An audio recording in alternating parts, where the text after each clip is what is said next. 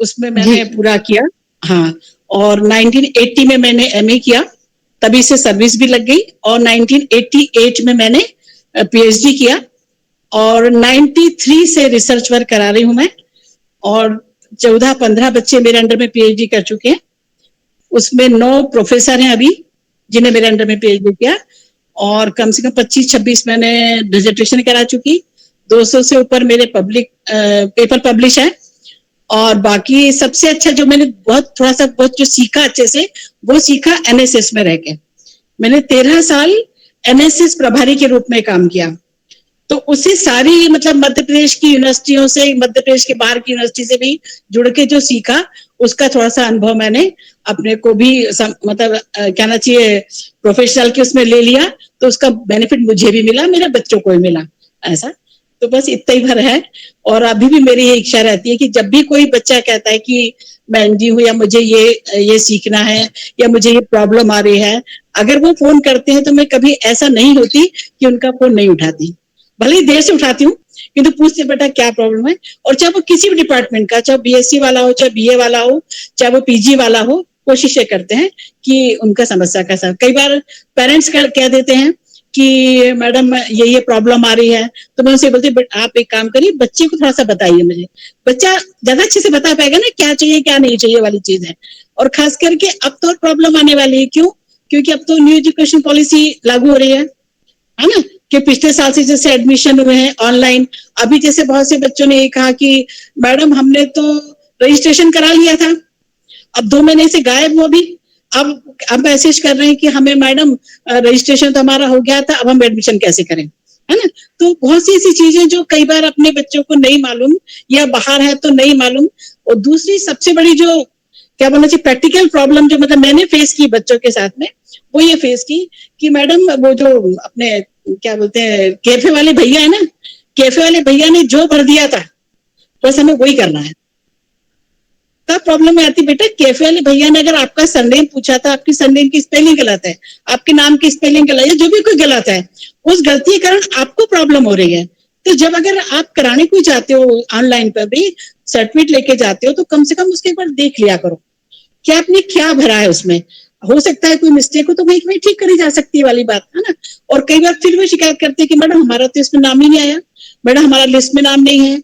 तो मैंने अधिकांश बच्चों से ये कहा कि अब अगर जब भी कभी आप जाते हैं कैफे के पास में, चाहे वो आप किसी भी यूजी में एडमिशन लेने जाते हैं, तो कम से कम पहले अपने सारे सर्टिफिकेट देके जाए। हालांकि थोड़ा अपना लेट हो गया, पहले और करते ज्यादा अच्छा रहता है कि आपकी मार्कशीट, आपकी समग्र आईडी, आपकी टीसी, आपका क्या बोले कर्मकार का वाला, आपका जाति वाला, जो भी जितने प्रमाण पत्र आपसे मांगे गए वो सारे लेके जाओ, तो ऑनलाइन में आपको कभी भी प्रॉब्लम नहीं आ रही है ना। दूसरी जो सबसे अच्छी बात हुई है कि अब बच्चों को ऑनलाइन ही सब कुछ करना है, तो ये भी नहीं है कि पेरेंट्स को उनके पास जाना पड़ा कि भैया वो करना है कि वो करना है। सिर्फ अभी तक तो बच्चा वेरिफिकेशन के लिए भी कॉलेज जाता था, और अभी इस साल से तो बच्चे का वेरिफिकेशन भी वही हो रहा है, मतलब ऑनलाइन हो रहा है। तो सोचिए मतलब अगर आपने को इतना बेनिफिट मिल रहा है एक ही स्थान पर रह करके, हमें सिर्फ कैफे जाना है और जो साइट पे आया है वो फल पूर्ति करना है, और हमको नेक्स्ट उसमें जाना है। हाँ, ये बात जरूर है कि अब जो एजुकेशन सिस्टम है, उस एजुकेशन सिस्टम में अगर बच्चा नहीं जाएगा तो बहुत सारी चीजें उसे मिस हो सकती हैं। कैसे मिस हो सकती है? जैसे उन्होंने कहा कि रजिस्ट्रेशन हमने करा लिया, वेरिफिकेशन करा लिया, उसका गोल। अब आपने रजिस्ट्रेशन करा लिया, वेरिफिकेशन करा लिया, अगर आप ग्रुप में नहीं जुड़े हैं, अगर आपका कहना चाहिए कि जो सब्जेक्ट की अथॉरिटी अगर आपको नहीं मिली है, तो आपको मुश्किल हो सकती है। क्यों?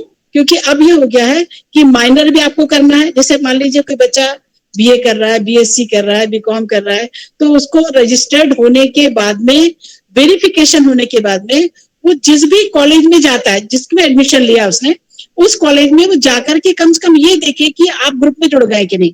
सबसे नंबर 1 तो उसको ये करना है ग्रुप में जुड़ गए कि नहीं। और ग्रुप में जुड़ने के बाद उसको लगना कि मैं किस किस ग्रुप में हूं, ताकि आपके कॉलेज का जो भी काम है या जो आपको आगे अगला कुछ देने वाले हैं वो, तो आपको ग्रुप से मैसेज मिल जाए, जैसे अपन भी कर रहे हैं, तो ग्रुप में मैसेज मिल रहा है। अब बच्चा ग्रुप से अगर जुड़ा नहीं है, वो फिर शिकायत करता है कि मैडम हम तो 2 महीने से हमें पता ही नहीं है क्या हो रहा है।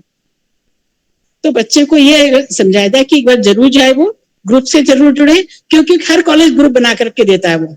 उसमें अब जो बच्चों को सबसे ज्यादा प्रॉब्लम आ रही है, वो ये प्रॉब्लम आ रही है कि हमको माइनर सब्जेक्ट चुनना है, मेजर में क्या चुनना है या इलेक्टिव में क्या चुनना है। माइनर में क्या होगा, मेजर में क्या होगा, इलेक्टिव में क्या होगा, किंतु ये वाली बात तब निर्भर करती है कि हर कॉलेज का अलग अलग है। जितना उनका सिस्टम होगा उस हिसाब से वो माइनर के बच्चों को ले रहे हैं, मेजर के बच्चों को ले रहे हैं, इलेक्टिव के बच्चों को ले रहे हैं। अभी तक अपन जब पढ़ाई करते थे, हमने कहा एक सब्जेक्ट हिंदी ले लिया, एक सब्जेक्ट हिस्ट्री ले लिया, एक फलाना ले लिया, और अपन ग्रेजुएट हो जाते थे। किंतु अब बच्चों के लिए कहना चाहिए, अपन ये नहीं कह सकते कि बच्चा बीए का है तो अकाउंट्स नहीं पढ़ सकता, ये बच्चा बीएससी वाला है तो पब्लिक एडमिनिस्ट्रेशन नहीं पढ़ सकता। अब ऐसा नहीं है। तीसरी जो सबसे प्रमुख बात ये हो गई कि हर बच्चे को प्रोजेक्ट करना है, हर बच्चे को इंटर्नशिप करना है। और जब कोई प्रोजेक्ट इंटर्नशिप की बात आती है तो बच्चों को परेशानी इस बात के लिए आती है कि मैडम अब 200-300 बच्चे हैं, इनको कहाँ कराएंगे हम, है ना। एडमिशन तो हमने ले लिया, किंतु एडमिशन के बाद भी हमने ग्रुप में सम्मिलित हो गए, हमने मेजर माइनर इलेक्टिव जो हमसे कहा गया हमने वो भी कर लिया। किंतु जब हम ऑनलाइन गए थे तो ऑनलाइन में मेजर वाले को माइनर में कर दिया हमने, और माइनर वाले को मेजर में कर दिया। तो वो गलती भी वो कॉलेज में अपने जाकर के अपने उस पर सुधरवा सकता है वो। तो एक वहीं से प्रॉब्लम खत्म हो गई उसकी कि भाई अब मेरे ग्रुप में ये आ गया और अब मेरे साथ इस ग्रुप में ये बच्चे हैं, इंटर्नशिप मुझे ये करना है, इलेक्टिव मुझे ये करना है। कुछ कॉलेज जो मतलब बड़े हैं या जहाँ सुविधा ज्यादा है वहां तो खुद ही ऑर्गेनाइज कर देते हैं। इसलिए कर देते हैं, जैसे मान लीजिए मेरे इसमें इलेक्टिव 500 बच्चे हैं, अब 500 बच्चों में से कुछ बच्चे ऐसे जो कह रहे हैं कि मतलब मुझे कहना चाहिए बटुए बनाने सीखना है ना। कुछ बच्चे ऐसे हैं जो पर्सनल डेवलपमेंट की ट्रेनिंग करना चाहते हैं। अब उसको डिवाइड कर दिया, और उसको डिवाइड करने के बाद में या तो कॉलेज में ऑर्गेनाइज कर दिया, और या इसके अलावा हर कॉलेज प्रयास करता है कि जितने भी एनजीओज हैं, जितनी भी ऐसी संस्था हैं जो बच्चों को कहना चाहिए ट्रेनिंग भी देंगी 30 दिन की, और ट्रेनिंग से उनको सर्टिफिकेट भी देंगे। तो ट्रेनिंग सर्टिफिकेट किससे लेना है, क्या लेना है, कौन दे सकता है, कौन नहीं दे सकता, ये वाली बात प्रॉब्लम बच्चों के साथ आती है। ये सिर्फ इन्हीं को नहीं आती बल्कि पीजी वाले बच्चों को भी आती है, ठीक है। तो वो कम से कम अपनी टीचर से पूछ ले कि मैडम यहाँ जा देंगे तो क्या हमें सर्टिफिकेट मिल जाएगा। तो टीचर या जो प्रिंसिपल है, जैसे हम ही खुद अथॉरिटी देते हैं कि सर इतने इतने बच्चे आपके यहाँ आ रहे हैं, आपको इंटर्नशिप इनको करानी है, और ये बच्चे का टाइम आप क्या देंगे, जो भी प्रोसीजर है वो आप बता दीजिए, और वो बच्चे उतने दिन आएंगे, आप उनको सर्टिफिकेट देंगे। तो ऐसे इलेक्टिव सब्जेक्ट में या इंटरनेट सब्जेक्ट में बच्चों के लिए एक अच्छा मौका होता है कि वो सिर्फ क्या बोलना चाहिए किताबी ज्ञान के साथ साथ ऐसा ज्ञान भी सीख सकते हैं जो ज्यादा उनको इंटरेस्टिंग रहता है, और वो सर्टिफिकेट आगे तक भी काम आता है। क्यों? क्योंकि अभी जो अपन देखते थे, अपन फर्स्ट ईयर करते थे, सेकेंड ईयर करते थे और फाइनल करते थे, ऐसे पढ़ते थे अपन ऐसे। अब जो एजुकेशन पॉलिसी बनी है उसमें फर्स्ट ईयर में जब बच्चा जाएगा तो सिर्फ उसको सर्टिफिकेट मिलेगा, मतलब उसको जो जो बीए की डिग्री मिलेगी, डिग्री सर्टिफिकेट मिलेगी। सेकेंड ईयर में जब जाएगा वो तो उसको डिप्लोमा की मिलेगी, जब थर्ड ईयर में जाएगा तो डिग्री की मिलेगी, और जब चौथे साल जब वो पढ़ेगा तब कहीं उसको रिसर्च की डिग्री मिलेगी। यानी बीए में उसको 4 साल पढ़ना है, first year, second year, third year और फोर्थ ईयर। अब ये कहेंगे कि जब उसने सर्टिफिकेट कोर्स किया और बाय द वे 2 साल हमने नहीं पढ़ा, जैसे होता कई बार अपनी प्रॉब्लम आ गई। तो अभी तक अपन जब पढ़ते थे तो ये होता था कि फर्स्ट ईयर में पढ़ लिए, 2 साल नहीं पढ़ा तो फिर से हमें फर्स्ट ईयर करना पड़ता था।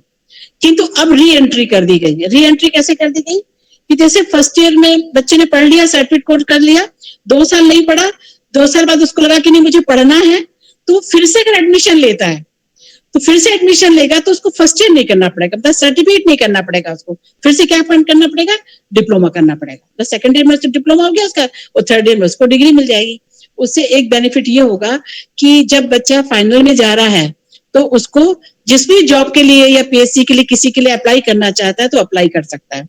हाँ, ये जरूर है कि जब चौथे साल जब वो रिसर्च पढ़ रहा है, जब चौथे साल की बीए वाली डिग्री कर रहा है, तो उसका एक बेनिफिट ये है कि वैसे लगता है कि अरे एक बच्चा 4 साल में पढ़ेगा तब कहीं बीए पास होगा या ग्रेजुएट होगा, सब बीए भी नहीं कहना चाहिए, ग्रेजुएट होगा। किंतु अब ये हो जाएगा कि बच्चा 3 साल में डिग्री तो प्राप्त कर रहा है, किंतु रिसर्च करने से उसे एक फायदा ये होगा कि उसको एमए फिर 1 साल में करना था, पीजी जिसको कहें, पीजी उसको सिर्फ 1 साल में करना होगा, मतलब 4 साल उसकी डिग्री के हो गए, 1 साल उसका पीजी का हो गया। हाँ, वो बच्चा जिसने 3 साल बीए किया, बीए करने के बाद में रिसर्च वाला उससे नहीं किया, हो सकता है किसी कारण से नहीं किया, तो वो बच्चा अगर पीजी करने जाएगा तो उसको फिर से 2 साल लगेंगे, है ना। तो मतलब 1 साल फोर्थ वालों का, और जिन्हें 3 साल पढ़ा है उनके लिए 2 साल। जैसे दूसरा सबसे प्रमुख बात ये होती है कि जब बच्चा प्रोजेक्ट, इंटर्नशिप, ये चीजें करता है तो उसको प्रैक्टिकल नॉलेज अच्छा हो जाता है।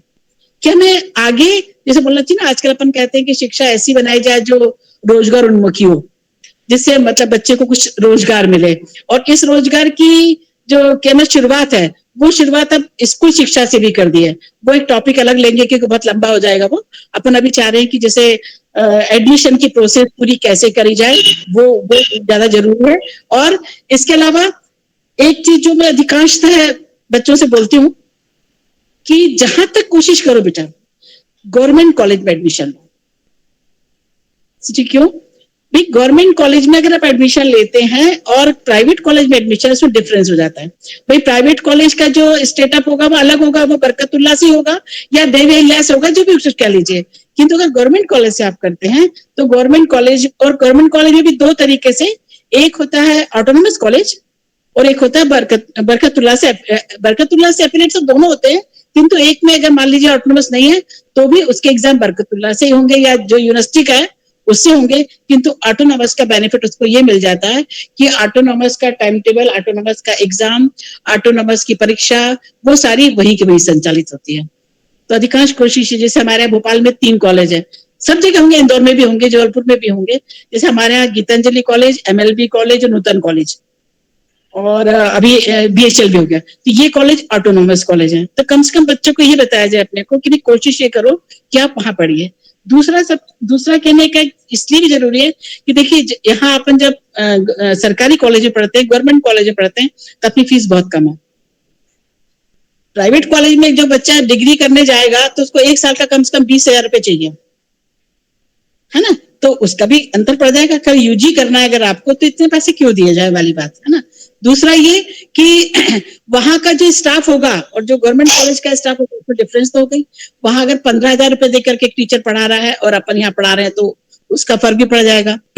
इसलिए कोशिश ये की जाए कि अधिकांश बच्चों को जब भी पेरेंट्स अगर एडमिशन देना ले जाते हैं, प्रवेश दिलाते हैं, और उससे बड़ी बात ये भी की हो गई है कि अब जो एडमिशन हो रहे हैं वो एडमिशन कोई कॉलेज नहीं कर रहा, वो सीधे हायर एजुकेशन से हो रहे हैं। और हायर एजुकेशन से जब हो रहे हैं तो वो हर कॉलेज को उन्हें सीट दे दिए हैं कि आपके यहाँ कितनी सीट, आपके यहाँ कितनी सीट, आपके यहाँ कितनी सीट। और CLC राउंड, जिसको बोलते हैं क्लास लेवल का जो राउंड है, जो अभी चल रहा है, अभी जो बच्चे एडमिशन लिए, तो क्लास लेवल का जो राउंड चल रहा है, उस राउंड तक आते आते कई बार ऐसा होता है कि एक बच्चा जिसने फर्स्ट बार ट्राई किया नहीं हुआ, सेकंड बार ट्राई किया नहीं हुआ, तो थर्ड बार वो बच्चे का एक मैसेज आ जाता है, प्राइवेट कॉलेज वाले खास करके, कि भाई आप एडमिशन लो, नहीं तो आपकी सीट बुक कर देंगे। तो बच्चा अधिकांश चला जाता है। तो CLC राउंड तक आते आते कम से कम बच्चा इस बात का ध्यान रखिए कि नहीं, मुझे इस कॉलेज में पढ़ना है तो मैं हो सकता है इसके बाद आ जाऊं। और लास्ट क्लास तक तो एक तरीके से 10% सीट बढ़ा भी दी जाती है, तो उसका बेनिफिट भी बच्चों को मिल जाता है, वाली बात है। तो कहने का मेरा सिर्फ मतलब ये है कि जिन जिन बच्चों ने प्रवेश ले लिया है वो तो बहुत ही अच्छी बात है, जिनका नहीं हुआ है वो रजिस्ट्रेशन भी करा लें, उसका वेरिफिकेशन भी करा लें, और उसके बाद तीसरी बात कि वो अपने जिस भी कॉलेज में एडमिशन ले रहे हैं उसमें ग्रुप से जुड़ जाएं। और ग्रुप से जुड़ने के बाद में जब वो इंटर्नशिप करते हैं, प्रोजेक्ट करते हैं, या जो भी मैसेज आता है एजुकेशन की ओर से वो करते हैं, तब तक आते आते वो एक मतलब एक स्टूडेंट के रूप में व्यवस्थित हो जाता है। उसके बाद बात आती है कि कॉलेज में एडमिशन लेने के बाद हमें अपने को डेवलपमेंट करना है तो कैसे किया जाए। तो हर कॉलेज में कहीं थोड़ा सा कम है, कहीं ज्यादा है, किंतु 3-4 चीजें जो अधिकांश बच्चों को सबको अपनानी चाहिए। एक होता है ट्यूटर गार्जियन, जिसका अपन कहते हैं शिक्षक अभिभावक। ट्यूटर गार्जियन, NSS, NCC और स्पोर्ट्स। बच्चों को खास करके ट्यूटर गार्जियन में तो एंट्री होनी ही चाहिए, क्योंकि उसके हर उसमें बेनिफिट आते हैं। क्योंकि अब जो एजुकेशन सिस्टम है, उस एजुकेशन सिस्टम में मार्किंग भी इसी बेस पे होगी। ऐसा नहीं कि अपन जो बोलते हैं ना, हमने पेपर दिया, हमारे 70 में से 30 आए मान लीजिए, और अब जो मार्किंग होगी, मार्किंग ऐसी नहीं होगी। उस मार्किंग में खुद का सेल्फ असेसमेंट भी होगा, टीचर का भी होगा और फ्रेंड का भी होगा। इसलिए ट्यूटर गार्जियन हर बच्चे की पहले चीज होगी कि ग्रुप में जुड़ने के बाद ट्यूटर गार्जियन के ग्रुप में अवश्य वो जुड़े। क्यों? क्योंकि सारे जो मैसेज हैं वो मैसेज उनको ट्यूटर गार्जियन के बेस पे आएंगे। क्यों? क्योंकि आगे उसके कैरियर काउंसलिंग वाले भी आएंगे। आजकल हर कंपनी और हर उसमें कैरियर गाइडेंस वाली कंपनी भी आने लग गई है, तो उससे जुड़े रहोगे तो उसका भी बेनिफिट मिल जाएगा। और एनएसएस, एनसीसी, स्पोर्ट्स, ये 3 चीज ऐसी है कि इनमें से जिस बच्चे को जिसमें भी इंटरेस्ट हो उसमें जाए जरूर। अधिकांश ये होता है कि एनसीसी में सबको सूट नहीं करता, कौन सुबह परेड में जाएगा, कौन इतनी मेहनत करेगा, तो ना जाए एनसीसी, कोई बात नहीं, एनएसएस ले ले वो। और आजकल हर गवर्नमेंट कॉलेज में एनएसएस है, तो एनसीसी नहीं हो पा रहा तो एनएसएस ले ले, स्पोर्ट्स में इंटरेस्ट है तो स्पोर्ट्स ले ले। क्यों? क्योंकि मैंने जब 15 साल करीब एनएसएस अधिकारी ग्रुप में काम किया था, तो कई सर्विसों में और जब हायर एजुकेशन के लिए जाते हैं तो उसमें एनएसएस, एनसीसी के सर्टिफिकेट बहुत काम आते हैं। क्यों? क्योंकि एनएसएस, एनसीसी में ए, बी और सी 3 सर्टिफिकेट मिलते हैं, है ना? पहली साल में ए, दूसरे साल में बी और तीसरे साल में सी। तो ए, बी, सी 3 सर्टिफिकेट की अहमियत जो एनएसएस की है वैसी एनसीसी की भी है। तो एनसीसी वाला बच्चा चाहे तो भी वो कर सकता है और एनएसएस में कर लिया तो भी वो एबीसी कर सकता है। बस अंतर इतना है कि अभी तक ए सर्टिफिकेट जो है स्कूल में मिलता था, ए सर्टिफिकेट स्कूल में मिलता था, बी सर्टिफिकेट सेकंड ईयर में आने पर, जो मतलब एनएसएस का सेकंड साल में आने पे मिलता है, और सी सर्टिफिकेट फाइनल में मिलता है। और सी सर्टिफिकेट की बहुत अधिक इंपॉर्टेंस है, चाहे वो जॉब में जाए तब भी, चाहे वो हायर एजुकेशन के लिए कहीं अगर जाएगा तो उसका भी उसको बेनिफिट मिल जाएगा। जो अधिकांश बच्चों को मालूम नहीं रहता, उन्हें कहा मैडम क्या करेंगे एनसीसी लेके, मैडम क्या करेंगे एनएसएस लेके, मैडम हमें तो स्पोर्ट आता ही नहीं है या हमें इंटरेस्ट नहीं है ना? क्योंकि सब जगह यही होता है कि 2 प्रकार के लोग होते हैं। एक तो है कि हमें करना ही नहीं है, हमें आता ही नहीं है और हम करने की कोशिश भी नहीं करेंगे। तो ये सोच करके बच्चा सोचता है कि अरे क्या हमें पढ़ाई कर ली वही बहुत है, किंतु एक्स्ट्रा एक्टिविटी भी करनी चाहिए। तो मैं अधिकांश बच्चों को, जब फर्स्ट ईयर बच्चे एडमिशन लेते हैं, और मैं चूंकि ट्यूटर गार्जियन की हेड रहती थी पूरे कॉलेज की, तो जो फर्स्ट ओरिएंटेशन प्रोग्राम होता था उसमें यही कहते थे कि भाई बच्चों आप लोग किसी न किसी एक्टिविटी से जरूर जुड़िए, ताकि आपको आगे जब भी एडमिशन लेना हो, कहीं बाय द वे 1% से आपका नहीं हो रहा तो आपने सी सर्टिफिकेट लगा दिया तो उसको बेनिफिट मिल गया आपको, कि किसी जॉब में भी इस टाइप से हो गया तो कम से कम एनएसएस, एनसीसी इस टाइप की चीज जरूर करें। तीसरी एक और चीज जो प्रमुख मैं बच्चों को कहना चाह रही थी वो ये थी कि अभी तक अपन ऐसा सोचते थे कि हमें तो स्कॉलरशिप मिलेगी ही नहीं, तो अब तो मतलब कहना चाहिए रोजगार गारंटी योजना के बाद से लेकर के तो हायर एजुकेशन की ओर से स्कॉलरशिप का अगर पोर्टल खोलते हैं बच्चे तो उसमें बहुत उनको मालूम पड़ जाएगा कि हम भी स्कॉलरशिप ले सकते हैं। इवन जैसे एक छोटा सा उदाहरण मैं देती हूँ कि जैसे गांव की बेटी है ना, स्कॉलरशिप अभी तक क्या था कि हमें तो मिलेगी नहीं। दूसरा प्रतिभा किरण, ये जो मेरिट जो स्टार्ट है, सोचिए 10 रुपए की फीस से मेरिट वाला बच्चा first year, second year, final में 10-30 बार भरता है, उसको एडमिशन भी मिलता है और उसका बेनिफिट भी उसको मिलता है। तो प्रतिभा किरण योजना हो, चाहे वो गांव की बेटी योजना हो, और इसी के साथ साथ तीसरी जो एक चीज है जो अपने को कल्याणकारी योजना के अंतर्गत दी गई, उसके लिए कर्मकार, मुझे भी नहीं मालूम था इसके बारे में, किंतु जब कर्मकार का सर्टिफिकेट लगाया तो बच्चों ने कहा कि मैडम हम नहीं बना सकते क्या कर्मकार का सर्टिफिकेट, अपने समाज के बीते हो ना हम लोग नहीं कर सकते सामान्य वाले। तो अब तो कर्मकार का सर्टिफिकेट लगा करके भी बच्चा एडमिशन ले सकता है, और कर्मकार का सर्टिफिकेट के लिए बहुत अच्छी चीज हो गई है। पहले तो कर्मकार का सर्टिफिकेट बनाने के लिए वो लेबर ऑफिस जाओ, श्रम कार्यालय में जाओ, अब तो ये भी नहीं है। अब तो आपके पास में आधार कार्ड है, आधार कार्ड में अगर आपका मोबाइल नंबर है ना, और तीसरी जो सबसे चीज प्रमुख है कि अगर मान लीजिए बाय द वे हमारे पास राशन कार्ड नहीं है तो राशन पापा या मम्मी किसी का राशन कहीं कहीं तो नाम होगा किसी का ना, उस नाम के बेस पर भी आपकी समग्र आईडी वो बन जाएगी। ये बहुत बड़ा बेनिफिट अपने को मिल गया है। तो बच्चों को मालूम होना चाहिए कि हम समग्र आईडी या क्या नाम से कर्मकार वाली, अच्छा अब ये प्रश्न ये उठता है कर्मकार किसको मिलेगा, कर्मकार की स्कॉलरशिप किसको मिलेगी? गांव की बेटी समझ में आ रहा है जो वहां से टॉप किए किसी भी गांव से, और ये समझ प्रतिभा किरण अपने को मेरिट के बेस समझ में आ रहा है, किंतु कर्मकार किसको लगेगा? तो ये जैसे मान लीजिए फादर कहीं पंडिताई कर रहे हैं, है? अब पंडिताई में कोई सैलरी तो है नहीं, है ना, और या फिर किसी की खेती, और क्या बोलते हैं उसको, खेती में अपन कोई काम करते हैं वहां पर जाकर के, खुद के पास खेती नहीं है, ऐसे लोगों को भी कर्मकार का सर्टिफिकेट बनता है। तो अभी तक अपने बच्चों को नहीं मालूम था, तो मैंने एक नई चीज बतानी चाहिए कि अगर आप चाहे बेटा तो आप 3 साल बिना फीस के भी पढ़ सकोगे, तो कर्मकार वाला सर्टिफिकेट भी बनवा सकते हो। और कभी कोई प्रॉब्लम अगर आ रही कुछ कहने में सुनने में, तो आप मुझे डायरेक्ट फोन करके मैं और बता सकती हूँ उनको कि आपको ये लगेगा, और मैं उनको पूछ के बता सकती हूँ कि क्यों नहीं, क्या प्रॉब्लम आ रही है ना, वो भी अपन शेयर आगे से कर सकते हैं, है ना। तो स्कॉलरशिप का मैंने अच्छे से बता दिया।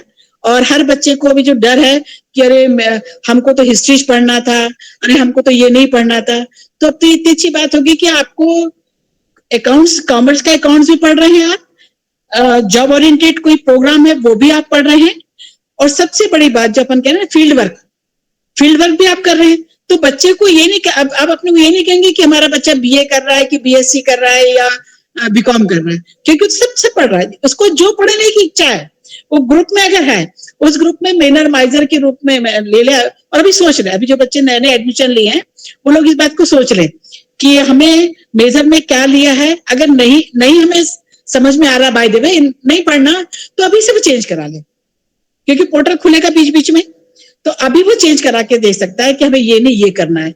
हाँ, वो जरूर है कि उसको मिलेगा ग्रुप में से हटके नहीं मिलेगा, किंतु ग्रुप में से मान लीजिए मुझे इकोनॉमिक्स में इंटरेस्ट नहीं है, मुझे इकोनॉमिक्स मिल गया पर मुझे हिस्ट्री पढ़ना है, तो कम से कम कर सकेगा ना वो। तो ग्रुप में अगर आने के बाद भी अगर प्रॉब्लम आ रही तो वो शेयर कर सकता है वो। और पोर्टल जब खुलता है तो उस कॉलेज की जो भी कहना चाहिए टीम है, वो टीम को बता दे वो लिख करके, तो वो टीम बराबर करती है।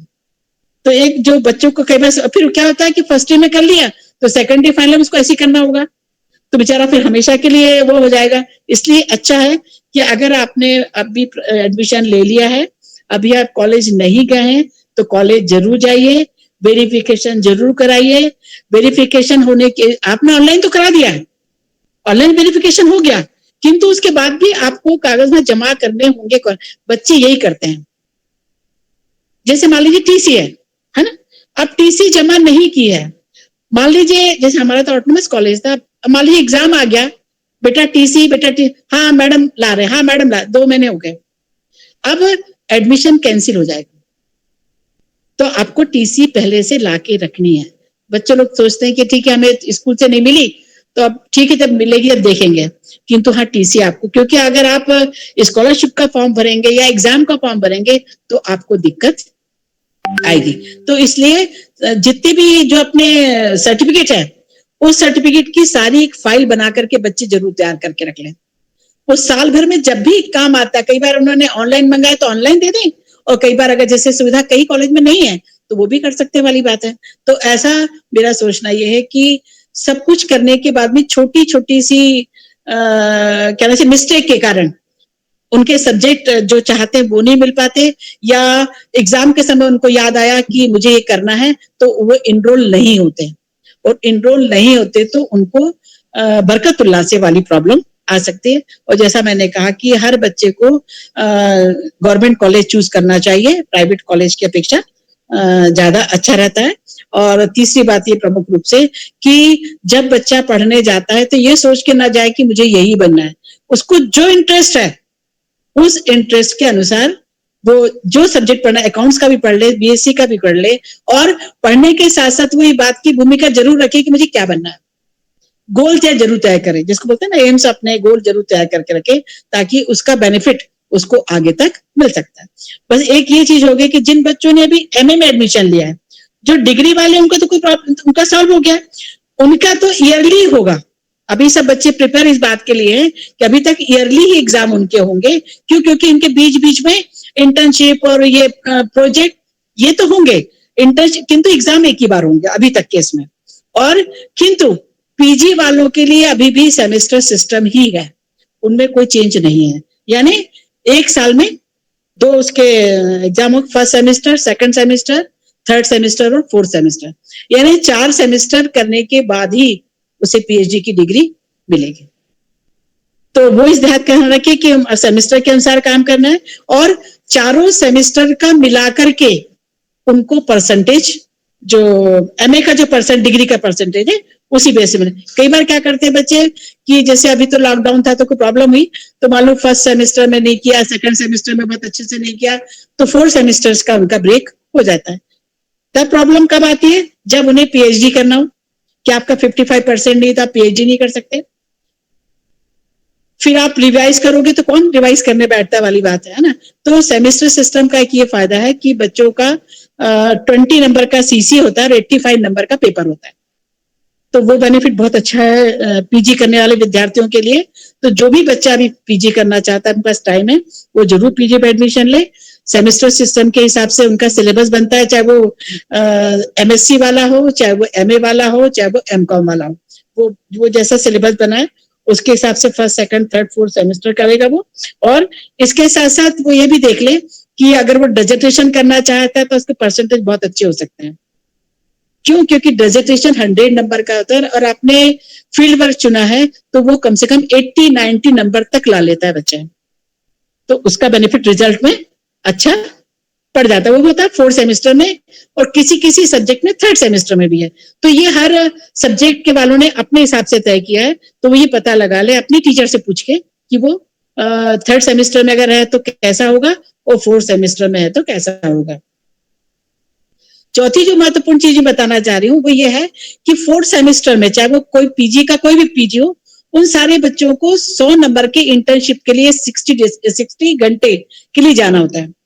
अब वहां बच्चों को प्रॉब्लम ये होती है कि हम कहाँ से करें, कैसे करें, हर टीचर आपको नहीं बता रहा। मान लीजिए एक छोटी सी उदाहरण में आपको बता दूं कि जैसे हम लोगों ने 17 या 16 में पॉलिटिकल साइंस, जो कि पॉलिटिकल साइंस पब्लिक एडमिशन जुड़ा हुआ है, तो हमने कहा कि आप क्लिप्स चले जाओ, फोटोशॉप पे आप इंटर्नशिप करके आओ। तो जो एग्जामिनर आए थे, बाहर से आए थे, वो उनको बड़ा आश्चर्य लगा। हमने कहा कि आप तो पब्लिक एडमिनिस्ट्रेशन पॉलिटिकल साइंस पढ़ाती है, तो आपने क्लिप्स भेज करके बच्चों को कंप्यूटर में फोटोशॉप क्यों कराया? तो हमने कहा कि सर आप आखिरी वाला पन्ना देखिए बच्चों का जो कराया हमने। तो बोले मैडम इससे तो लग रहा है कि जुड़ गया। हमने कहा आप खुद बताइए कि कंप्यूटर कहाँ काम नहीं करता है ना। भाई बच्चा का जब अपन पीएचडी करने जाते हैं, अपन ब्लॉग बनाते हैं, अपन किसी भी चीज का डायग्राम बनाते हैं, मैप बनाते हैं। अब अपन वो तो नहीं बनाते जो अपन रेखा चित्र बनाया करते थे रेखा गणित में, तो उसका बेनिफिट कलरिंग करना है, फोटो करना है, तो वो सारी चीज बच्चे सीख रहे हैं।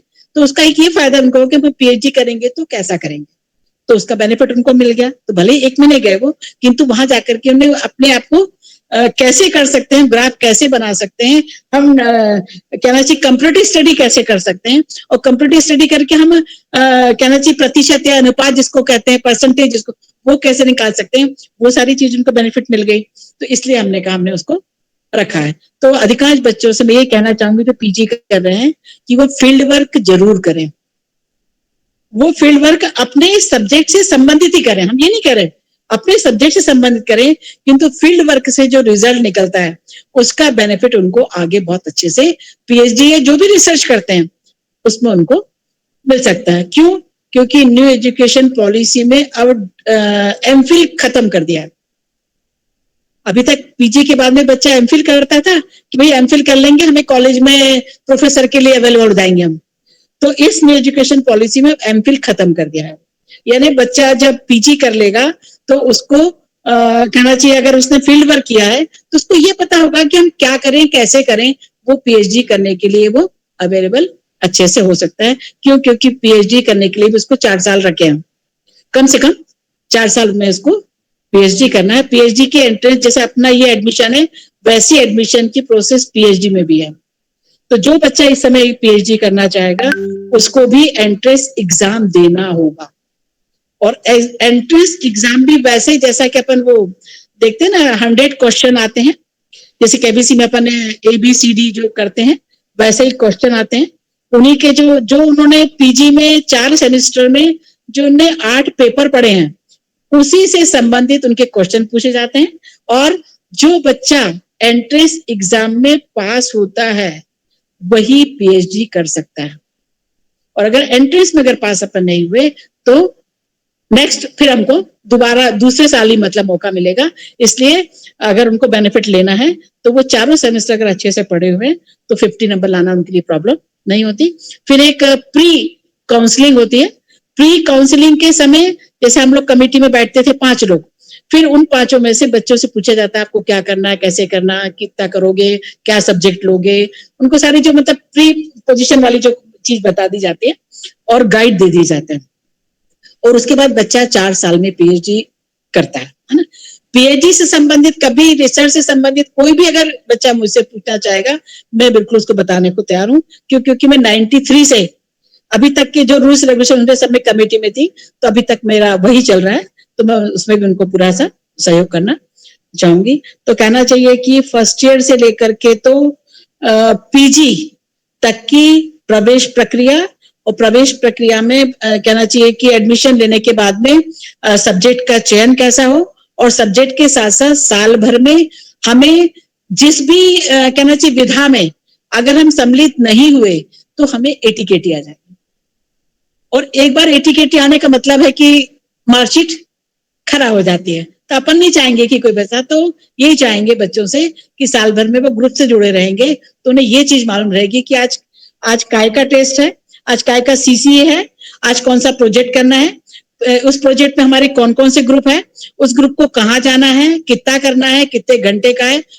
हर कॉलेज अपना अपने सिस्टम के अनुसार दे देता है। तो अगर इतने जागरूक रहते हैं तो बच्चा कहना चाहिए हर चीज में अपनी विधा कर सकता है। क्यों? क्योंकि कोई भी बच्चा आज कम नहीं है, सब बच्चे बहुत होशियार हैं। बस यही है कि थोड़ी सी लगन की आवश्यकता होती है, और लगन से अगर वो करता है तो वाकई में वो आगे सक्सेस हो सकता है। और अपन चाहेंगे कि पेरेंट्स भी अब तो मतलब इतने अच्छे वो हो गए कि कभी बच्चे को पीछे करने के बल्कि आगे को सपोर्ट करते हैं, मनोबल बढ़ाते हैं, मॉरल बढ़ाते हैं वाली चीज है। इसलिए और बच्चे का जो नेक्स्ट उसमें मैं कभी चाहूंगी तो बताऊंगी कि अब जो अपना कहना चाहिए कि अपन अभी तक पढ़ते थे 10th और 12th वाला हिसाब किताब ना, वो कितना चेंज हुआ है। नेक्स्ट उसमें कभी जब होगा तो वो पूरी पॉलिसी बताएंगे कि अब क्या क्या करना है। मतलब 12th मतलब कहना चाहिए 3 साल से लेकर के तो 12वीं तक, जैसे कहना चाहिए 12th तक कैसे क्या करेगा, वो एक पॉलिसी पूरी बन गई है वैसे तो, पर कुछ कुछ सुधार होते जा रहे हैं उसमें। कल ही वहां हिंदी भवन में पूरा प्रोग्राम था कि कौन कौन सा और ऐड किया जा सकता है, हटाया जा सकता है। तो थोड़ा सा जरा पूरा वो प्रॉपर हो जाए तो एक दिन मैं वो भी समझाना चाहूंगी कि बच्चों को कहना चाहिए 3 साल से लेकर के तो 12वीं तक क्या करना, कैसे करोगे, नई एजुकेशन पॉलिसी के अनुसार। वो मैं एक बार, या नहीं हो तो कोई इंडिविजुअल पूछना चाहेगा तो मैं उस पर भी अध्ययन कर रही हूँ अभी। कल मेरी मीटिंग है एक और उसी में, तो उसमें इसीलिए जानना चाह रही हूँ कि मतलब मालूम पड़ जाए अपने को कि और क्या क्या नए चेंजेस अपने इसमें। और कोई बच्चा पूछना चाहे तो, या कोई हो सकता कोई चीज छूट गई हो तो पूछ सकता है।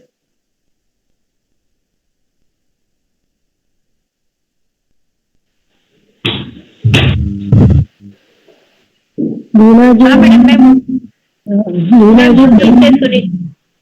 क्योंकि अभी वो क्लास में सो रही है। अच्छा, सुनीता जी पूछना चाह रही है क्या? पूछिए आप। जी जी जी, मैं सुनीता कोठारी मुंडी से। मेरा प्रश्न ये है कि यदि बच्चा फाइनल ईयर में है जी, और वो यदि एनसीसी एनएसएस किसी में पार्टिसिपेट होना चाहता है तो कर सकता है क्या फाइनल में आके? फाइनल में नहीं होगा। अगर उनका कॉलेज पीजी कॉलेज है, अगर उनका कॉलेज पीजी कॉलेज है तो वो फर्स्ट ईयर कर सकता है अभी, क्योंकि प्रीवियस और फाइनल में उसको 3 मिल जाएंगे ना फिर। जी जी, है ना? नहीं अभी बीएससी फाइनल में है बच्ची। हाँ, जो भी फाइनल है समझ लीजिए। हाँ, तो वो कहाँ पर है वो? बूंदी, होलकर कॉलेज इंदौर। अच्छा, होलकर कॉलेज इंदौर ना। तो उनसे पूछ लीजिए कि बच्चे क्या आपके यहाँ एनएसएस यूनिट है कि नहीं। अगर एनएसएस यूनिट है तो उसका इस साल फर्स्ट ईयर कहलाएगा, है ना? मतलब भले ही वो फाइनल में है किंतु एनएसएस यूनिट में पहली बार जा रहा है तो उसका फर्स्ट ईयर कहलाएगा, किंतु उसको अगले साल बी सर्टिफिकेट मिल जाएगा। क्योंकि उनकी जो लिस्ट है वो लिस्ट पूरी जाती है यूनिवर्सिटी, वो एनएसएस ऑफिसर यूनिवर्सिटी भेजता है, तो फिर उनको मिल सकता है बी सर्टिफिकेट आराम से। और बी की भी इम्पोर्टेंस है, बी की भी इम्पोर्टेंस है। और एक और प्रश्न था मेरा कि ये पीएचडी की जो इंटर्नशिप होती है, एग्जाम होती, तो उसके लिए अभी समय है कि उसके फॉर्म डल चुके हैं? काहे की इंटर्नशिप? ये पीएचडी के उसके एग्जाम के लिए, जो परीक्षा के लिए जो होता है अभी, जैसे एमएससी बच्चे ने अभी हमारे यहाँ किए। यूजी के कि पीजी के? पीएचडी के लिए, पीएचडी के लिए। पीएचडी, हाँ, पीएचडी के लिए अभी अपने यहाँ जो भोपाल बरकतुल्ला का उसका एग्जाम तो हो गया, एंट्रेंस एग्जाम हमारे उसने भी एमएससी होलकर से किया है। अच्छा, हाँ, नहीं, ये पता लगाना पड़ेगा आपको कि आपके यहाँ क्या नाम से देवी अहिल्या में या होलकर में भी उनके यहाँ डेट निकल गई क्या? जैसे हमारे यहाँ तो हो गया, बरकतुल्ला में हो गया, और बल्कि उनकी प्री मीटिंग भी हो गई है, और हमने बच्चों को सब्जेक्ट भी बांट दिए हैं।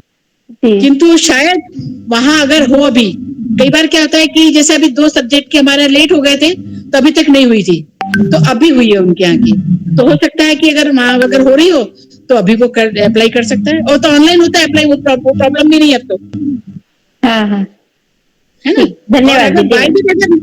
और अब बाय अगर वो निकल भी गया अभी, तो अभी से वो प्रिपरेशन कर ले ताकि अगला नेक्स्ट उसमें वो एग्जाम क्लियर करने के लिए तैयार रहे। और उसको एग्जाम के लिए सिर्फ इतना ही बार करना है कि उसने सेमेस्टर में जो 8 पेपर पढ़े हैं, उन्हीं 8 पेपर का ऑब्जेक्टिव टाइप पेपर आता है हर जगह, और उसमें अपने को जैसा टिक लगाते हैं वाली बात है, वैसे ही है पूरा। तो अगर 50% आ जाते हैं तो नेक्स्ट उसमें भी अप्लाई हो जाएगा वो, और अगर चांस नहीं निकला है तो अभी वो पूछ ले वहां पर यूनिवर्सिटी में।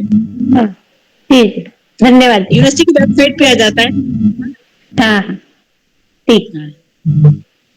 और दूसरी को प्रमुख बात सुनीता भाई बता दूं मैं कि अभी 24-25 तक इतने लोग रिटायर्ड होने वाले हैं जी कि अब तो मतलब भरपूर होनी है। इसलिए मैं चाहूंगा, मतलब मेरा अपने जो स्टूडेंट है बच्चे, उनको भी मैं कहती हूँ कि बेटा आपको बैठना नहीं है, आप कोई भी कोर्स करेगा नहीं। जैसे अभी मैंने कल ही बैठे, मैंने कहा मैं पीजीडीएसए करूंगी, तो ये लोग हंसने लगे, तुम क्या करोगी? हमने कभी, मुझे उसका ज्ञान नहीं है ना, उसमें क्या बड़ी बात है भाई, हमें नहीं होता ज्ञान, टेक्नोलॉजी हम नहीं है, हम होना चाहेंगे वाली बात करते। तो भले हम चाहे तो 6 महीने का करें चाहे 4 महीने का करें, किंतु करने में क्या बुराई है? तो नहीं सही। मैं अभी अपना अनुभव बताती हूँ। मैं गवर्नमेंट टीचर हूँ, लेकिन मेरे को एमएसडब्ल्यू करना था। मैं 52 ईयर्स वाली हूँ और मैं एमएसडब्ल्यू कर रही हूँ।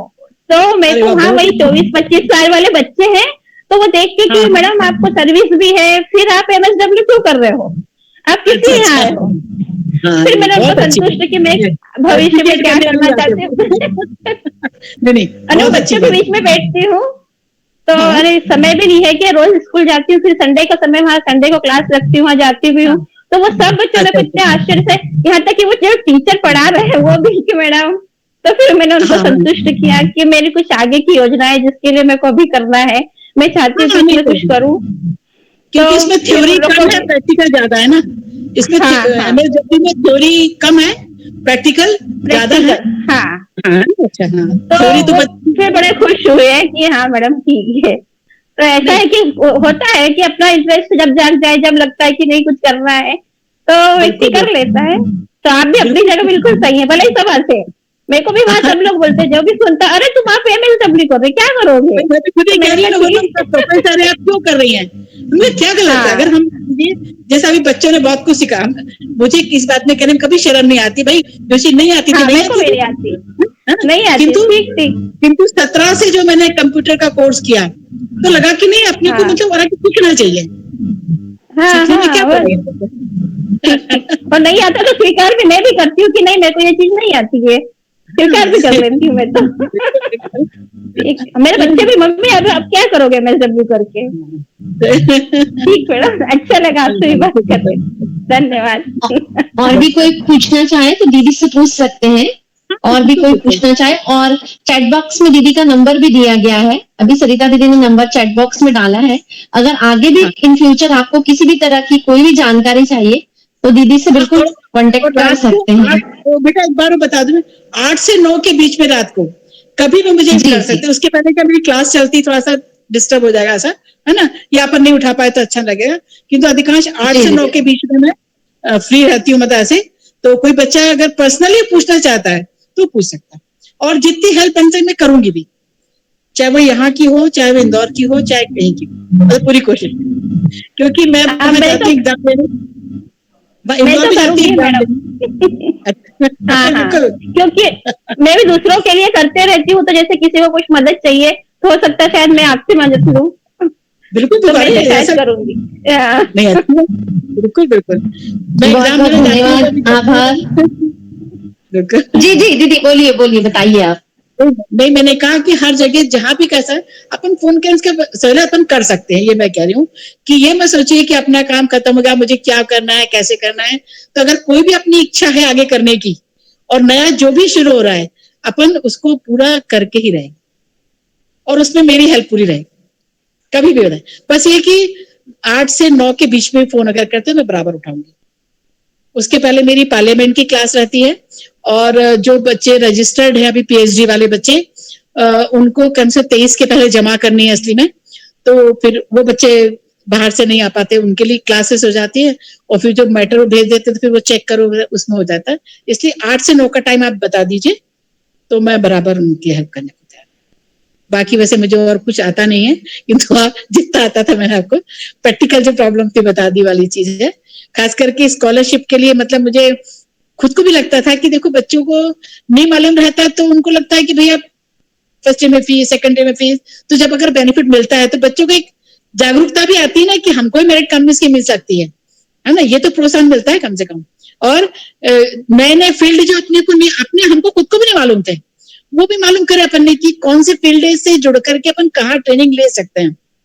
और अब तो लड़कियों के लिए तो बहुत सी ट्रेनिंग ऐसी है जहाँ पैसे भी नहीं मांगते, बस ऑथराइज करके जैसे हमने सिग्नेचर करके दे दिए, वो मना नहीं करते वो, तो ये भी बहुत अच्छी बात है अपने हिसाब से तो देखा जाए तो एक सर्टिफिकेट मिल जाता है अपने को, और अपने नंबर मिल जाते हैं उसके, है ना। बहुत बहुत धन्यवाद आभा दीदी, आपने कॉलेज में प्रवेश प्रक्रिया को लेके इतनी अच्छी ज्ञानवर्धक जानकारी सभी के साथ शेयर करी। आगे भी आपसे इस तरीके के अनुभव हम लोग लेते रहेंगे। बहुत बहुत धन्यवाद। अब मैं अध्यक्ष के उद्बोधन के लिए डॉक्टर भावना बर्वे जी को आमंत्रित करना चाहती हूँ। दीदी स्वागत है। अनिल जी धन्यवाद।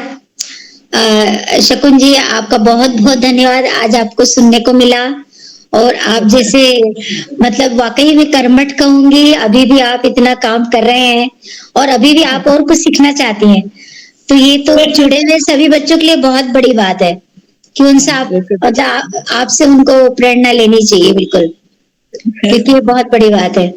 और जहां तक शिक्षा और रोजगार की जैसे बात हो रही है, तो मैं कहूंगी कि पहले हमारे यहाँ की जो शिक्षा थी, मतलब बीच वाली बात कर रही, मैं पुराने में नहीं जा रही, तो उसमें काफी सारे प्रश्न उठाए जाते थे कि ये जो एजुकेशन है कोई काम की नहीं है, जॉब में हमें कुछ भी फालतू ही पढ़ाया दिया जाता है।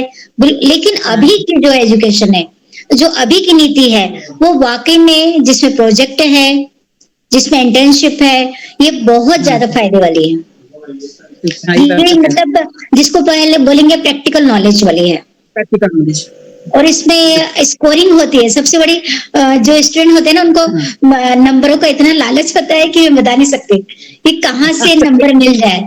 तो ये आपने इतना अच्छे से बताया है सब बच्चों को, क्योंकि अभी जो उम्र है बच्चों की, थोड़ा भ्रमित हो जाते बच्चे, होता है उन्हें आप जैसे गाइड की बहुत सख्त जरूरत है। क्योंकि ताकि बच्चे इधर उधर ना भटके। बिल्कुल बिल्कुल सही कह रहे हैं। और मैं हाँ 10th 11th 12th से ही उनको पता चल जाना चाहिए कि हमारा गोल क्या है, रोल मॉडल सामने रखे, अपने स्टडी टेबल के सामने लगाए, ताकि रोज रोज हमारा एक लक्ष्य सामने आए कि हमें क्या करना है। और बिना गाइड के तो मतलब बिना गुरु के तो ज्ञान नहीं मिलेगा, ये तो 100%। और जब बच्चे आजकल बहुत स्मार्ट है। नहीं स्मार्टनेस उनकी है, लेकिन एक्सपीरियंस जो आपके पास है वो उनके पास नहीं। स्मार्टनेस हाँ, वो जो एक्सपीरियंस आपके पास है वो उन लोग को अभी कुछ पता नहीं है। तो ये आपका मतलब जो गाइडेंस यदि बच्चों को मिलेगा, तो हम चाहते हैं कि कुछ % तो अपने समाज में बच्चे आगे बढ़ेंगे। बिल्कुल बिल्कुल। तो आज आपका आना और बच्चों को इतनी अच्छी शिक्षा देना, इतने अच्छे मतलब, और लाइनें भी आपने बहुत अच्छी बताई, फॉर्म भरना, कैसे जुड़ना, ये सिस्टमेटिक स्टेप बाय स्टेप बताया, बिल्कुल। ताकि अगली बार आपको कोई प्रॉब्लम। बल्कि मैं तो ये भी कहना चाहूंगी कि अपने समाज की कोई भी मतलब क्या बोलना चाहिए, महिला लड़की को भी अगर पीएचडी करना चाहती है, जी, तो मैं, मेरा नाम से मुझे मतलब नहीं है, किंतु मैं हिस्ट्री में क्या, इकोनॉमिक्स में क्या, किसी भी सब्जेक्ट में कि साइनोप्सिस कैसे बनती है, जी जी जी, और एंड उसका कैसे होता है जी, है ना, तो वो भी मैं बिना उसके झिझके भी ना, वो ये सोच रही कि मुझे आप करा दो, वो अगर मेहनत कर रही तो मैं बिना उसके कराने को तैयार। बिल्कुल बिल्कुल, क्योंकि दीदी मैं बिल्कुल आपसे कनेक्ट करना चाहूंगी, क्योंकि मैं भी इस बारे में सोच रही हूँ। मेरे दोनों बच्चे बाहर चले गए हैं, अब मेरे को ऐसा लग रहा है कि मुझे इस फील्ड में, मेरा सपना था एमएससी के बाद पीएचडी का, आज आपसे मिलके बिल्कुल मुझे लग रहा है कि मुझे करना चाहिए। बिल्कुल कर लेना। आप करिए, साइंस में भी करिए। अगर आपको लग रहा है कि मैं इस सब्जेक्ट में कर रही हूँ, तो मेरा के टीचर भी आपको, मेरा सजेशन ऐसा है कि वो भी आपको हेल्प कर देंगे। बिल्कुल जी दीदी, बिल्कुल मैं आपसे कांटेक्ट करूंगी। और सभी बच्चों को चाहिए कि अपना जो उद्देश्य है ना, वो ये बताए कि फर्स्ट क्लास बने, ताकि आगे की लाइन क्लियर हो। यदि वो पीजी में 55% नहीं ला पाएंगे ना, तो उनका सपना वहीं खत्म हो जाएगा, वो पीएचडी नहीं कर पाएंगे। बल्कि अभी तक अपन बच्चों के साथ बिजी रहे, अब तो फ्री हो गए। अब तो लगता है हम कितना काम कर सकते हैं। बिल्कुल जी बिल्कुल। मेरे भी 2 बच्चे, बेटा बाहर है अमेरिका में, और बेटी मेरी हैदराबाद में। दोनों बच्चे बाहर है, दोनों बच्चों के अपने फैमिली है पूरी। तो ऐसा था कि अब हमें तो कुछ करना ही अलग से ना। जी जी, ये उम्र बहुत अच्छी है, बिल्कुल। और जैसे और इरादा दृढ़ हो गया है कि करना ही है। बिल्कुल, नहीं कर लीजिए आप, अनिया जी कर लीजिए, बहुत अच्छी चीज है। और साइंस सबकी एक जैसी होती है, बस ये कि उसमें साइंस का आएगा, हमारे इसमें आर्ट्स का आएगा, है ना। और बाकी इसमें कोवैड बना लो तो और भी अच्छी प्रॉब्लम सॉल्व हो जाती है। और उसकी जो नियमावली है वो तो सबकी एक जैसी है, तो वो अपन बिल्कुल बराबर शेयर कर लेंगे वाली बात। जैसे जिसको भी करना पाए, मतलब मुझे भी लगेगा कि हाँ मैं कुछ काबिल हूँ जो हेल्प कर सकती, मुझे भी ऐसा लगेगा। और एंट्रेंस एग्जाम की डे मतलब मंथ जो अधिकतर होता है, जुलाई अगस्त होते हैं पीएचडी के लिए। हाँ, अभी लॉकडाउन में थोड़ा सा जरा कोरोना में प्रॉब्लम हुई थी, वैसे कोरोना में थोड़ा सा दिक्कत आई थी, लेकिन और एंट्रेंस एग्जाम की जो एग्जाम होती है काफी टफ होती है, ऑब्जेक्टिव होते हैं, लेकिन आपको पूरा कवर करते, पूरा कोर्स कवर करना पड़ता है। मतलब हम लोग पासिंग मार्क्स नहीं ला सकते कि पासिंग मार्क लाना है, उसके लिए एक बात और कहना चाहूंगी मैं, कि अभी जैसे आप जो भी पीएचडी करेंगे ना, तो जो आपके सब्जेक्ट है उस सब्जेक्ट का भी सिलेबस बना है पीएचडी का, है ना। तो वेबसाइट से सिलेबस ले लीजिए, मतलब पूरा नहीं है वो। जैसे अभी हमने अपना जो बनाया था उसमें हमने चेंज किया, जैसे आप कह रहे हैं ना कि इतना सारा पढ़ना पड़ेगा, तो उसमें जो हमारे लिए ऑथेंटिक है या जो रिलेवेंट है या जो थ्योरी ऐसी कि जिसके बिना हमारा काम नहीं चलेगा, उनको ही रखा है। तो हर सब्जेक्ट का हमने किया ऐसा। अच्छा, आर्ट पेपर, हाँ आर्ट पेपर तो रहेंगे, किंतु आर्ट पेपर का पूरा नहीं रखा है। अच्छा, आप कुछ परसेंटेज कर दिया होगा, ऐसा कर दिया होगा, इसके पॉइंट्स किए होंगे, हाँ वो स्टडी करने होंगे, ने किया। तो उससे शॉर्ट, जैसे अपनी मान लीजिए ए से लेके जेड है, तो उसे बीच में शॉर्ट लिस्ट करके जो कंपलसरी वही कर दिया है, तो उससे अपने को प्रॉब्लम अब नहीं है। और इसमें माइनस मार्किंग नहीं है, माइनस मार्किंग नहीं है, अभी माइनस मार्किंग नहीं। और सिनॉप्सिस भी वही तैयार करनी चाहिए जो हमको फाइनल जिसमें करना हो, तो वो बस सपोर्ट रहता होते हैं। कई बार बच्चे भ्रमित हो जाते हैं कि सिनॉप्सिस तो कुछ जल्दी में और सबमिट कर देते हैं, फिर बोलते हैं हम आराम से सोचेंगे, बट दिस इज रॉन्ग, ऐसा नहीं करना चाहिए। वो क्या हुआ, अभी की जो पीएससी हुई थी, उस पीएससी में एलाइड सब्जेक्ट होता है पॉलिटिकल साइंस और पब्लिक एडमिनिस्ट्रेशन, है ना। तो एमएससी वाला बच्चा या साइंस वाले बच्चे अधिकांश पब्लिक एडमिनिस्ट्रेशन लेके पीएससी करते हैं, है ना। अच्छा, तो मेरे 2 स्टूडेंट थे जिन्होंने पब्लिक एडमिनिस्ट्रेशन में भी एमए किया था, है ना। तो और उन्होंने जो कहना चाहिए पीएचडी जो शोध किया, वो उन्होंने पॉलिटिकल साइंस में किया, है ना। उनको उसमें एलाइड सब्जेक्ट के रूप में नहीं माना था पीएससी में, किंतु इंदौर, उज्जैन और भोपाल वालों ने अच्छे कस के लड़ाई की, तब उन बच्चों को भी सम्मिलित किया, है ना। तो एलाइड सब्जेक्ट से भी अपन कर सकते हैं। कई बार ऐसे बच्चों को समझ नहीं आती कि मैडम हम तो कैसे करेंगे, एलाइड सब्जेक्ट हमारा नहीं है। तो साइंस में भी कुछ सब्जेक्ट एलाइड है, हाँ, और कुछ सब्जेक्ट है। है ना, तो उससे अपने को पीएससी में बेनिफिट भी मिल जाएगा वाली बात है। और खास करके जो भी कम उम्र वाले बच्चे हैं वो तो पीएससी की तैयारी के लिए बिल्कुल जुट जाए अभी से, क्योंकि पीएचडी के बिना उनको क्लास 1 पोस्ट नहीं मिलेगी, है ना। नेट स्लेट का तो नंबर उनको मिल ही रहा है। अगर वो स्लेट उन्हें कर लिया है, मतलब राज्य स्तरीय वाला नेट अगर कर लिया है और पीएचडी है तो उनकी मार्किंग और ऊपर बढ़ जाती है। तो अभी तो मैं कहना चाहूंगी जिन बच्चों के दिमाग में भी है पीएचडी करने का तो शीघ्र पीएचडी करें, कर ले। और यहाँ तक कि दीदी जैसे म्यूजिक है, तबला वादक है, डांस है, उसमें भी पीएचडी हो रही है और बहुत कम संख्या है बच्चों के उसमें, तो आपका लेवल बहुत हाई पे जाता है और आप प्रोफेसरशिप तो आपको 100% मिल जाती है। जैसे मेरा सब्जेक्ट हिंदी था, इसमें बहुत लोग करते हैं, तो असिस्टेंट प्रोफेसर के लिए जॉब थोड़ा मुश्किल होता है, लेकिन कुछ ऐसे सब्जेक्ट होते हैं ना जिसमें असिस्टेंट प्रोफेसर का जॉब आपको मिल ही जाता है, तो ऐसे लोगों को तो करना ही चाहिए, मैं कहती हूँ। और दूसरा ये कहूंगी जो भी बच्चे यदि जुड़े हो कि थ्योरेटिकल और प्रैक्टिकल दोनों नॉलेज हासिल करो, जो भी पढ़ो उसको प्रैक्टिकल करो, यही आगे काम आने वाला है। और ये मत सोचो कि बेरोजगारी है हमारे भारत में, बिल्कुल नहीं है।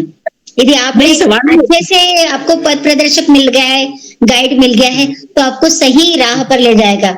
और अपना समाज तो एक काम कर ही रहा है दीदी, सरिता दीदी ने एक बीड़ा उठाया है ना, तो अपना समाज में मतलब मैं कहती भविष्य में इतने अच्छे नागरिक निकलेंगे। और बड़ी बड़ी पोस्ट पे आज हम बात करते हैं, बिहारी है, बंगाली है, साउथ इंडियन है, तो सब कहेंगे कि अरे ब्राह्मण लोग सभी बड़ी पोस्ट पे बैठ गए हैं। तो ये सब आप जैसे गाइडेंस के भरोसे हो पाएगा।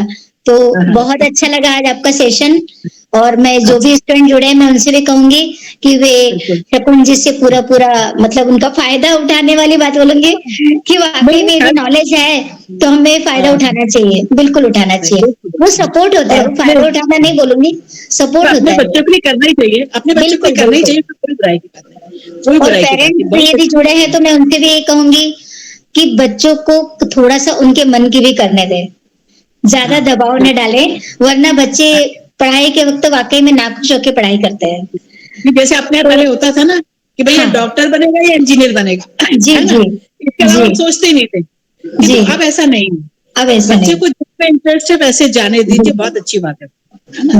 और वो उसमें सर्वाइव करेगा ना तो वो अच्छे रिजल्ट भी लाएगा। जी बिल्कुल। तो धन्यवाद भावना जी। धन्यवाद। मैं हमारी अखिल भारतीय नारवती ब्राह्मण महिला संगठन की अध्यक्ष श्रीमती सरिता पारा जी से आग्रह करना चाहती हूँ, आज दीदी की तबीयत शायद थोड़ी सी ठीक नहीं है, दीदी आप आके 2 शब्द जरूर कहिए। आप इतने अच्छे अच्छे मोटिवेशनल प्रोग्राम हम सबके लिए ऑर्गेनाइज करती हैं। सरिता क्या हुआ बेटा?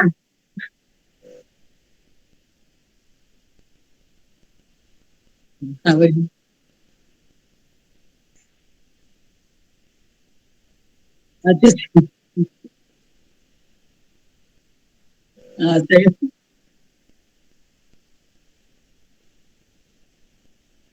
हाँ हाँ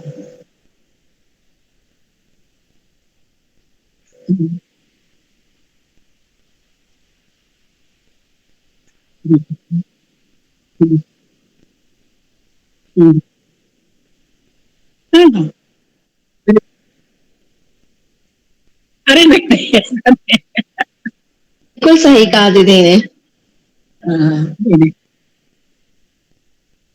अच्छा हाँ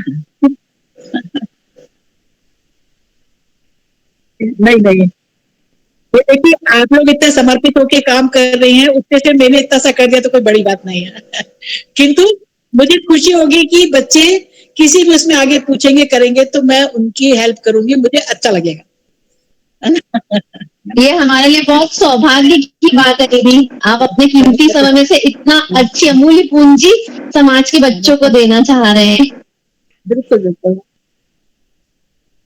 हाँ अब मैं मैं दीदी आभार हेतु महिला संगठन महामंत्री श्रीमती वीणा मंडलोई जी को आमंत्रित करना चाहती हूँ। वीणा जी। जी बहुत बहुत आभार मैं सबसे पहले डॉक्टर शकुन शुक्ला जी का करूंगी। इतने बड़े ज्ञान को आपने छोटी सी गागर में भर के जो धारा प्रवाह आज बोला है, अगर बच्चों ने सुनना है ध्यान से और अगर वो इसको अपनाते हैं तो मुझे नहीं लगता कि उनको कहीं भी एडमिशन लेने में या स्कॉलरशिप लेने में कहीं कोई परेशानी आएगी। तो दीदी बहुत बहुत धन्यवाद, बहुत आभार।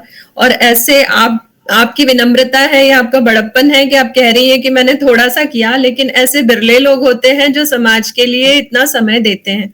हमारे समाज में कमी नहीं है विदुषी महिलाओं की या विद्वान लोगों की, लेकिन आपके जैसे बिरले ही होते हैं जो ऐसा सद्भाव रखते हैं कि मैं अपना ज्ञान लोगों में बांटूं या अपना अनुभव बांटूं। तो आपने तब तो मुझे लगेगा अच्छा ना, तब तो मुझे सही लगेगा कि मैंने किया है। जी जी, तो बहुत बहुत आप लोग भी तो समर्पित होकर कर रही हैं, आप लोग भी तो समर्पित होकर कर रही हैं पूरा ना। हम एक ब्रिज का काम कर रहे हैं जो हमारे विदुषी महिलाएं हैं या हमारे समाज की जो विभूतियां हैं उनका ज्ञान हम जरूरतमंदों तक पहुंचा रहे हैं। हम तो सिर्फ एक माध्यम है, लेकिन आपका इतना समय देना हमारे लिए बहुत सौभाग्य की बात है। तो बहुत बहुत आभार दीदी आपका। और हम चाहेंगे कि आगे भी हम आपसे मिलते रहें, हम आपसे जुड़े रहें। और आज के इस कार्यक्रम की सफलता मैं कहूंगी कि सबसे बड़ा वो हो गया कि अनुया जी, काफी दिनों से हमारी चर्चा चल रही थी, अनुया जी कह रही थी कि मुझे करना है, तो आज उन्होंने अपना दृढ़ निश्चय कर लिया, तो आज का कार्यक्रम सफल हुआ। जी बिल्कुल सही बात है। तो अनुया जी बहुत बहुत बधाई, आपको आज इतना मोटिवेशन मिला दीदी की बातों से, मोटिवेशन मिला, सही बात है दीदी। अगले उसमें अनुया जी भी डॉक्टर अनुया बातें कहना। आप सभी के आशीर्वाद और आपकी गुड विशेष से बिल्कुल संभव होगा। हम शुभकामनाएं आपके साथ। आपकी बातें सुनकर लगाया करो मैडम। दीदी का गाइडेंस रहेगा, करना चाहिए अपने को। आज की अध्यक्ष और मैं भी पॉलिटिकल साइंस ही था मेरा भी, तो मेरे को सुन के बड़ा अच्छा लगा। क्या बात है, बहुत अच्छा। तो दीदी आप भी कर लीजिए, आप भी मोटिवेट हो जाइए, आप भी कर लीजिए। मैं बोल रही हूँ मेरा भी पॉलिटिकल साइंस था, मुझे पॉलिटिकल साइंस में कर लीजिए, समाप्ति से लेके एंड तक मैं आपको करा देती हूँ, गाइड कोई भी ढूंढ लीजिए।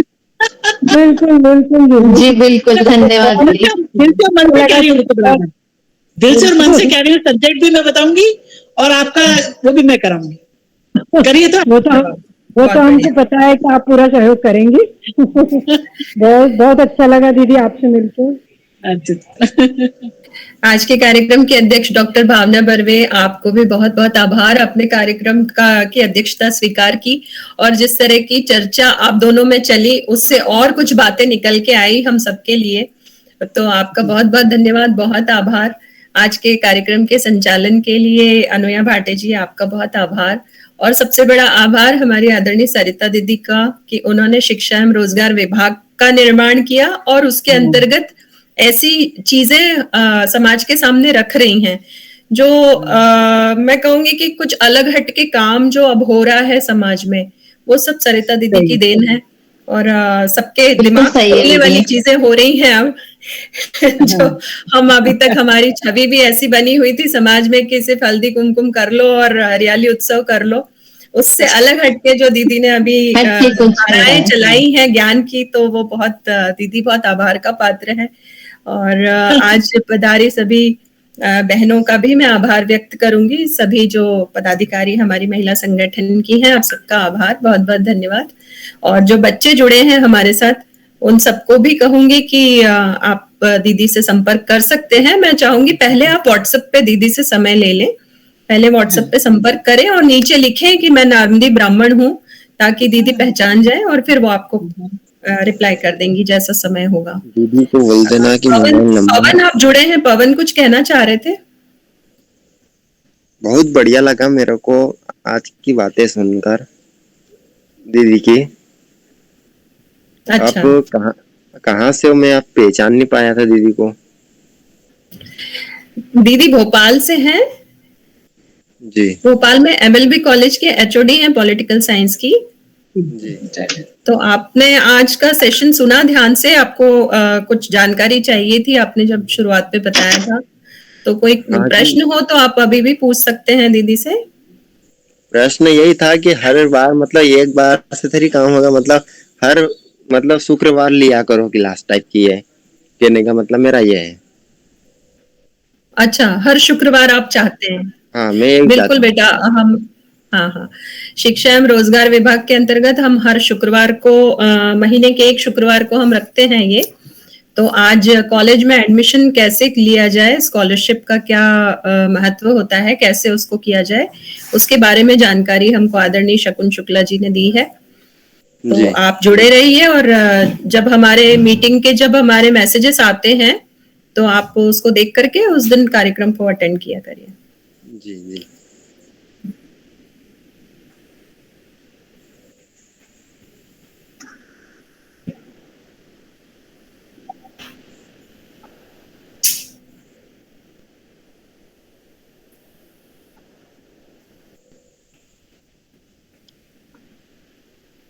जी, मैं एनडी ग्रुप पे जुड़ा हूँ सचिन शुक्ला जी से।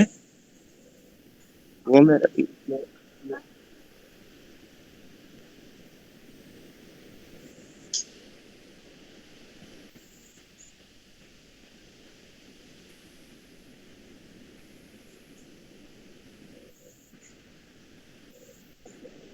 एनडी ग्रुप,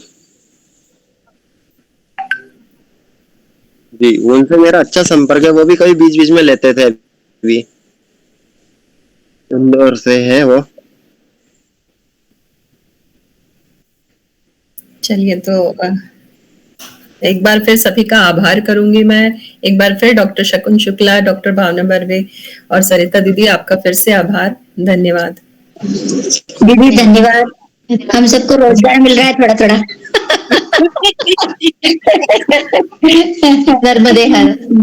नर्मदे हर। नर्मदे हर। नर्मदे हर। नर्मदे हर सभी को।